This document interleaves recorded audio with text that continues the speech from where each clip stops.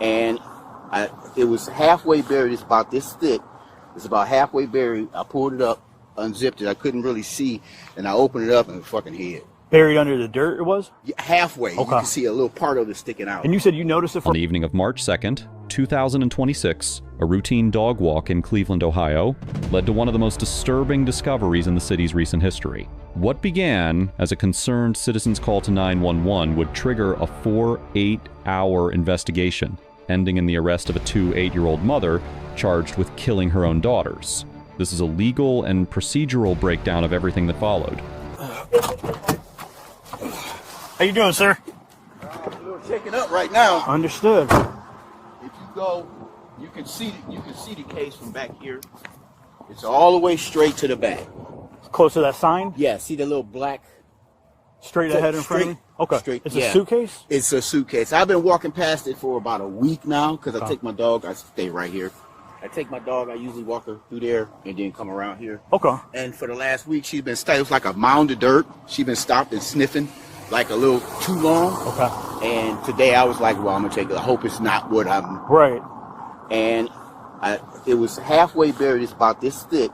It's about halfway buried. I pulled it up, unzipped it. I couldn't really see, and I opened it up and fucking hid. Buried under the dirt it was? Yeah, halfway. Okay. You can see a little part of it sticking out. And you said you noticed it for about a week already? Yeah, it's been sitting over there. It's like somebody buried it or tried to bury it. And like I said, I walk my dog over there and she keeps stopping and she sniff a little too long. Right. You know, she sniffs stuff, and I'm like, I don't know what that is. Right. I'm not going to fuck with it. And today I was just like, let me see what the fuck that really is. Okay. So it's back there. All right, I pulled it up so it's kind of standing up, and it fucking stinks like hell. Okay. You're right here at 670? Yeah. What was your name, sir? Philip. Philip? Okay. I will check it out. I'll be with you. Thank you.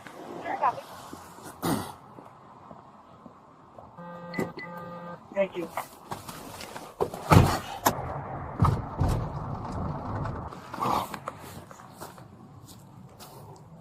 Radio. Go ahead. On the air, please.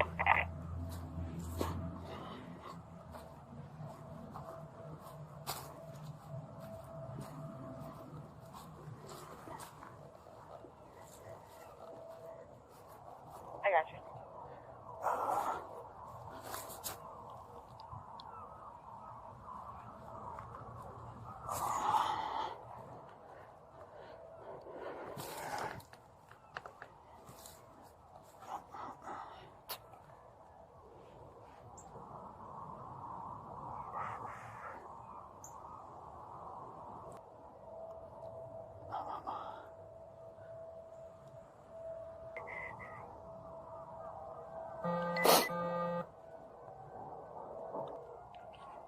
Hey, are you still inside the district?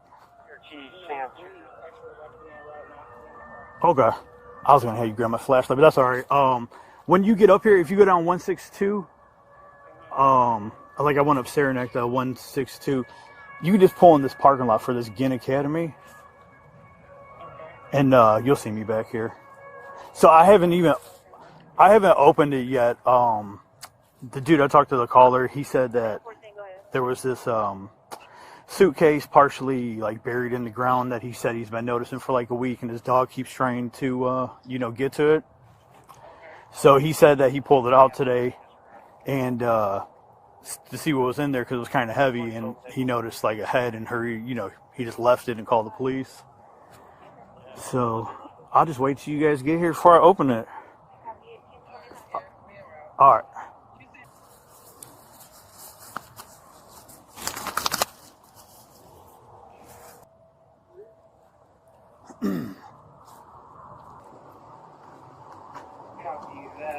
I ain't opened it yet.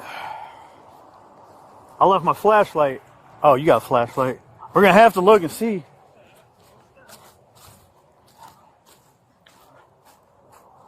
I mean, it's like partially buried. He said it was sticking out for like a week. He finally decided to open it up. I just want to see. You flash your light on? I just want to see if there's any blood or anything on it.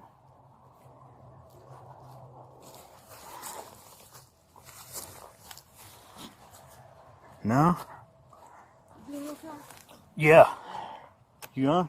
Yeah, I forgot.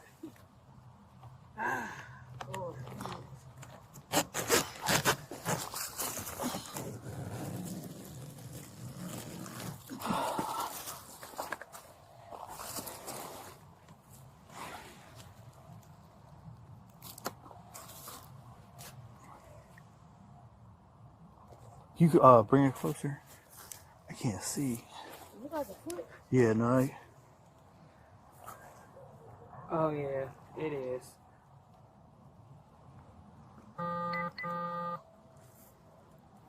It looked like a kid. Yeah.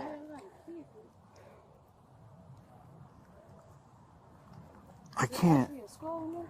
It's attached. It's just like full in the fetal position. No, frozen.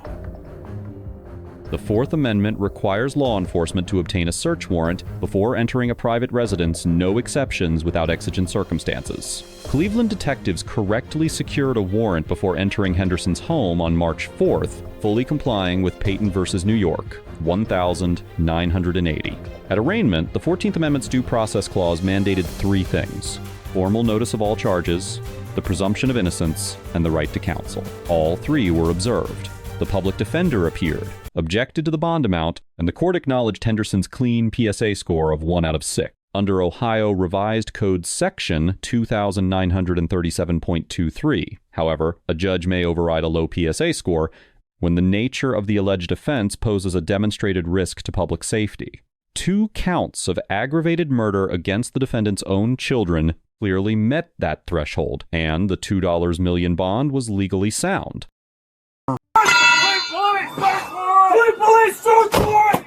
Police search warrant! Police search warrant! Watch it. Hands up! Come on down, hands up! Come on down, hands up! Come down now, hands up!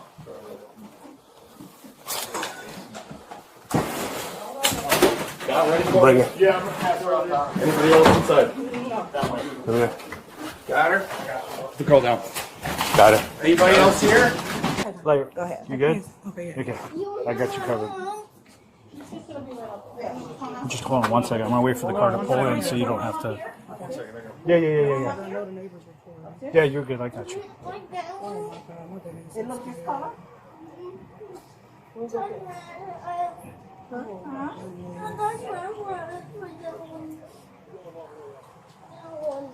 This color?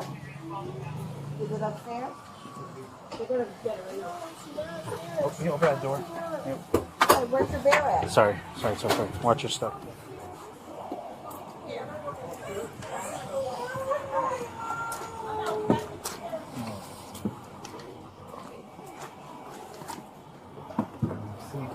Okay. You good? Okay. Protect the crown, including police, all right?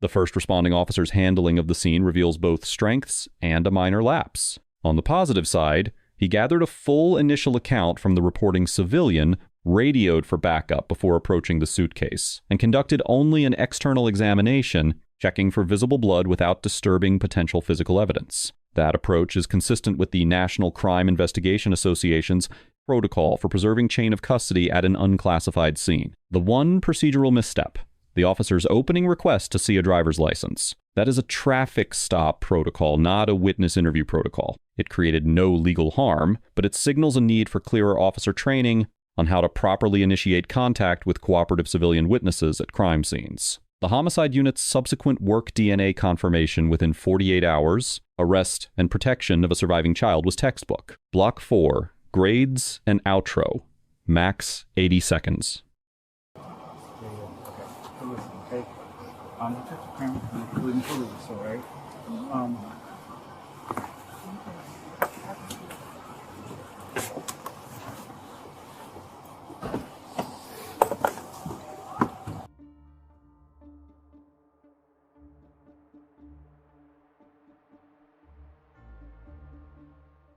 The very first case the judge on the docket is Aliyah Henderson. She has 2 counts of aggravated murder.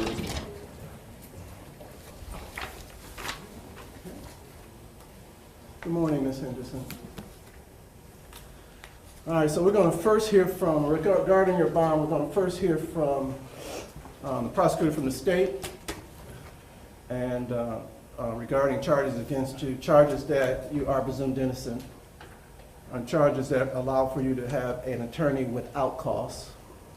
And after we hear from the prosecutor, we'll hear from your attorney, okay? Thank you, Your Honor. Your Honor, this is an allegation of murder in two separate charges. It's alleged in this matter that the defendant did cause the death of her two daughters, 8 and 10 years old. The badly decomposed bodies of the two little girls were found in shallow graves in Cleveland in suitcases.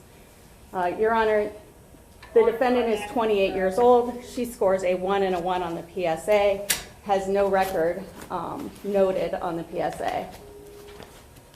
Your Honor, based on the nature of the allegations and the charges in this case, I would ask for nothing less than a $2 million bond. I would implore the court to consider setting a $2 million bond, cash surety at this point, for the record. Thank you. Thank you. Madam Public Defender. Thank you, Judge. Ms. Henderson is waiving her preliminary hearing on both cases, and I ask for the most reasonable bond you can give her. Tell me a little more about her that you know. Judge, she's been in jail 3 days, and as you've seen the public safety assessment, she's looking for a job and she has a place to live, and all of her life has been in this area. Thank you. Have you seen her PSA? I have. I just said, yeah. Let's go over that. So, no history of violence. History, 1-1, no history of violence, no convictions, no charges. Given the nature of the allegations, as well as my concern for the safety of the public, we will deal, the bond will be $2 million. Ms. Henderson, work with your attorney, go to your hearings, and fight for your innocence, okay? Good luck, you take care. Philip, the reporting citizen, receives an A. Despite visible distress, he preserved the scene, provided precise information, and stayed cooperative throughout. His restraint was critical. The first responding officer receives a B+. Sound instincts, proper backup request, correct external-only examination, offset slightly by the unnecessary license request during witness contact. The Cleveland Division of Police Homicide Unit receives an A-. A 4-8-hour turnaround from discovery to arrest in a complex homicide case is a strong result, with due credit for warrant compliance throughout. The arraignment judge receives an A-. Every procedural obligation was met. The $2 million bond was legally defensible.